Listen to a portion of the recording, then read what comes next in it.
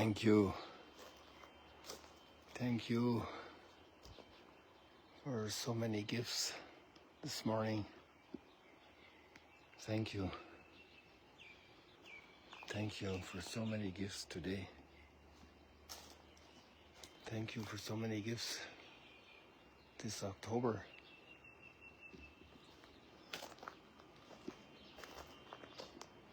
So many gifts here,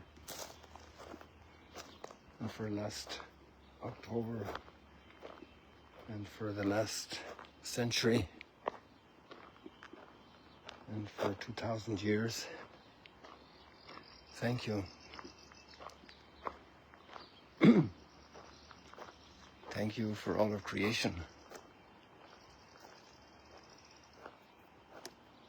Thank you for your amazing love and goodness.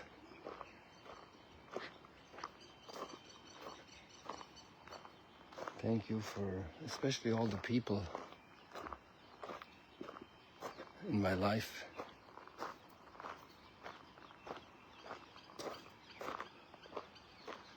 Thank you.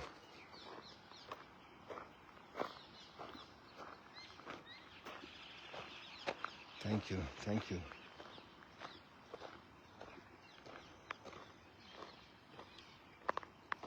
Thank you for DILEXI tea.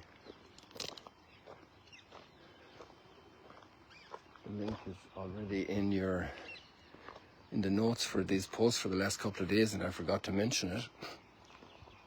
There's also another link in there. Good morning, everybody. There's also another link in there for a little article I wrote for last month, and I forgot to point it out, but it's there. The link is in there for maybe 2 weeks now. I don't know how long. I think the title is Detox. A detox. Pretty sure that's it. Yeah, I think it is. So I offer that to you, a little reflection.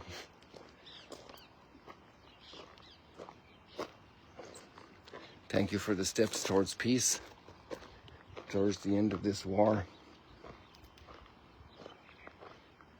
Thank you for those who have agreed to accept the terms of peace and to begin to implement it in the midst of many different opinions and arguments and difficulties.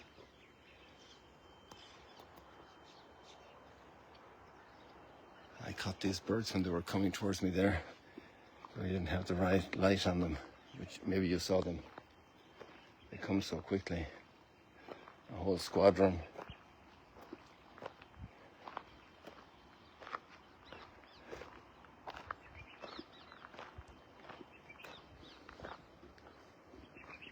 Thank you for teaching me that I'm not the only one. That there are many others who do things much better than me.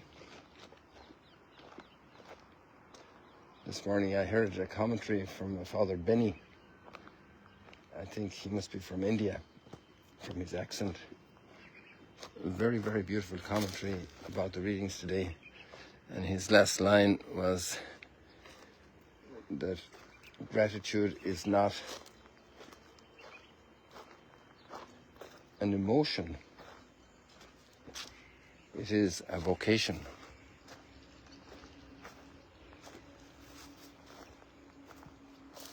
We are called to be grateful. Grateful for everything. Just comes to mind now the hymn of St. Francis about Brother Sun and Sister Moon and all of that. And he even says gratitude for suffering. I just saw a whole bunch of life down here, if I can come back and find it for you here on the ground.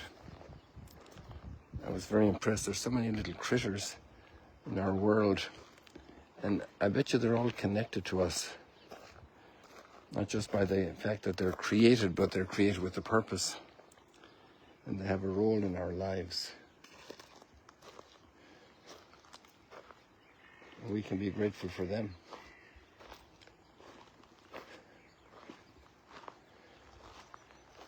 but to be grateful for experiences that lead us to new growth. And we see that today in the readings delightfully. Naaman the Syrian is a military leader in Syria. People called Aram, there we have Aramaic, their language. The language that dominated this region for a while before Greek did.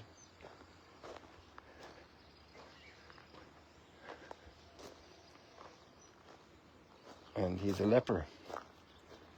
And guess what? How he finds out how his path to healing and salvation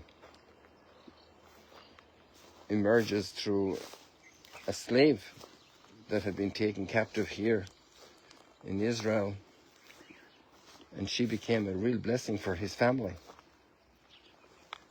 And she had such confidence with Naaman's wife that she was able to really get it into her heart that she should convince her husband to come here to the prophet Elisha for a miracle from God.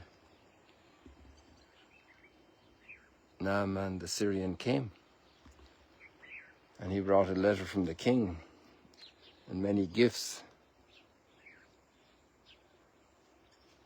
But that's a big story and long story, and it's not in the reading today. The reading today is further act in that drama where Naaman doesn't want to follow the instruction the prophet gave him to go and dip 7 times in the Jordan because he has better rivers up in Syria. There's a miserable little trickle of water here, you know. You should see the Jordan River when it's in times of drought. It's down to hardly anything. You can walk across it.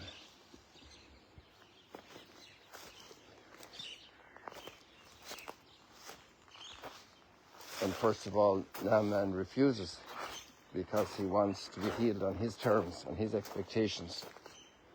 We many times pray to God for healing on our terms and our expectations.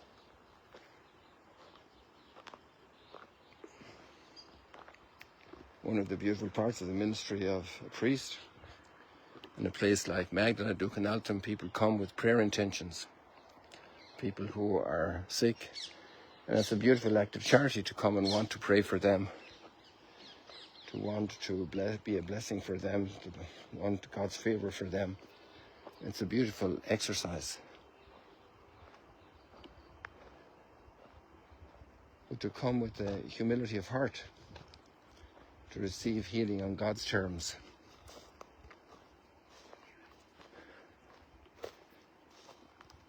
And Naaman finally goes into the river. And the interesting thing there is he doesn't go in because he came to that conclusion, but because his servants, the role of a servant,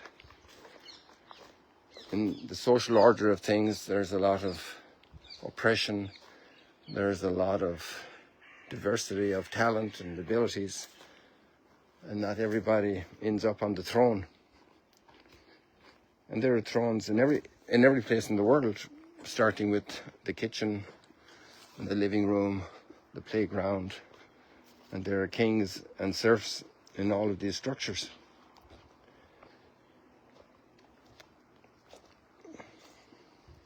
Sometimes there can be bitterness because I wasn't chosen to be the one.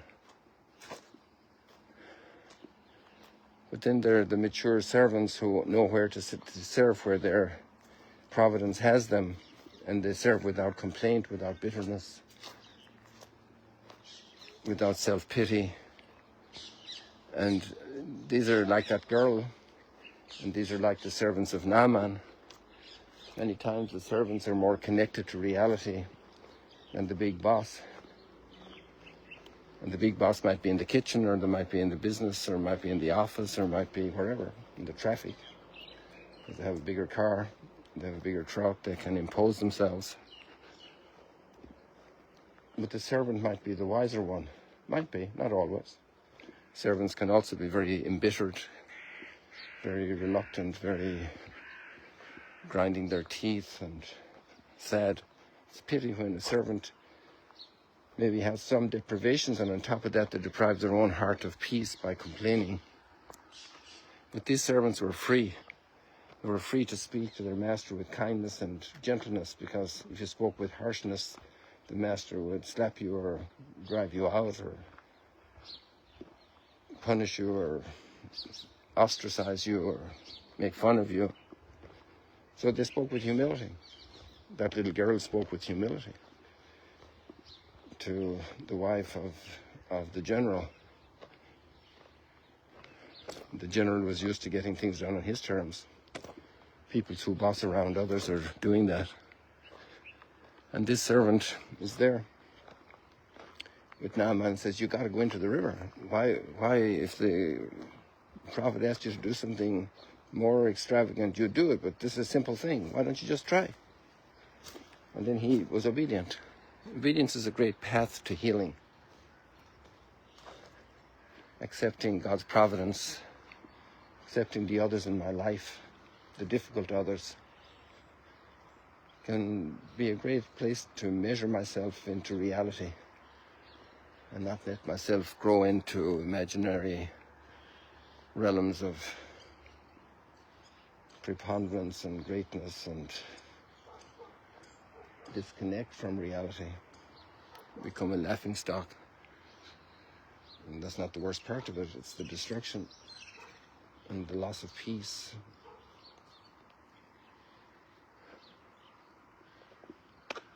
And he's healed. And then the Syrian, Syria is just across there, guys. We're closer to Damascus, where this guy's coming from, than we are to Jerusalem, right here. And this story had to happen here in the north because Elisha was active here in the north. So maybe as far as Bet Shean, or who knows where exactly he met Elisha. And beside the Jordan River, somewhere between here and the Dead Sea for sure.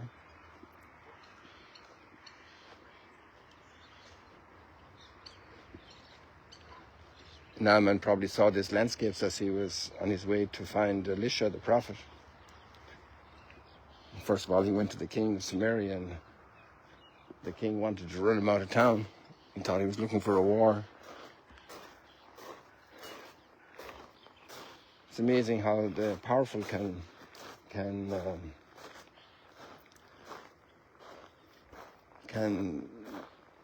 perceive situations and try to impose their understandings.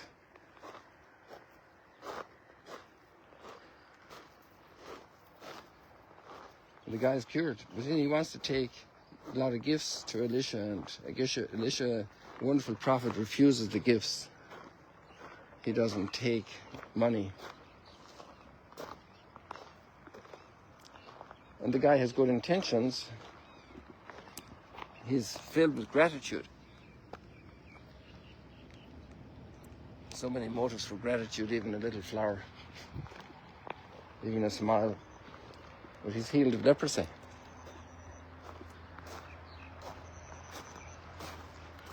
And Elisha refuses, and so Naaman asks for the green light to take back 2 truckloads of clay, of earth, from here. We could ask why, because we've become very spiritual. But the connection to the land, the place of salvation. And there we see all the pilgrims coming here. They want to take something home with them. They want to leave a bit of themselves here. That connection to where God worked in my life. That whole culture that's in the Bible of setting up a memorial stone in this place where God blessed me. That spirit of gratitude, of connection, of returning to the giver.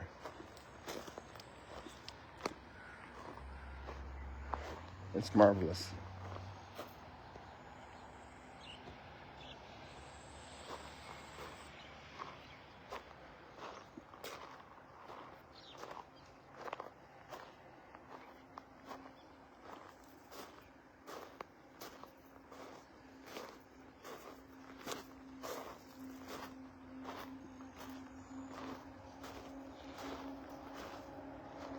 And we sing with the psalmist, then the Lord has revealed to the nations his saving power, to the Syrian, to Naaman. Because God's salvation is for everyone made in his image and likeness. But it came here at a time through concrete people like Elisha, representatives of God's people, representatives of God among his people, of concreteness, because we're connected in body and soul. We're not ethereal, flimsy realities. We're flesh and blood. We eat things to live. We're connected. And there in this connection where we are, we worship God. And that's a big thank you. The recognition of where we come from all of our life and all of our salvation.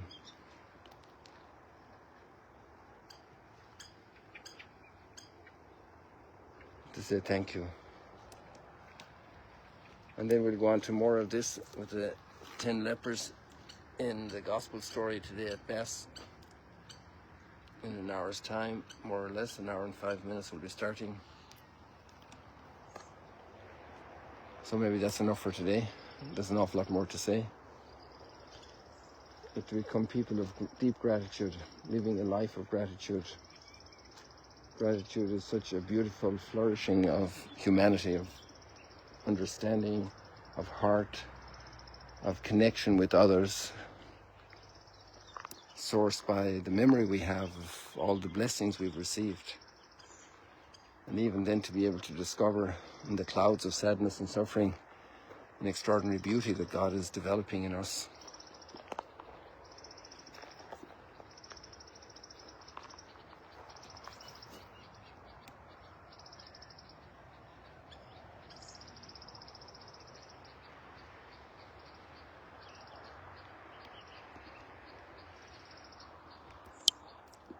God bless you. Have a blessed Sunday morning.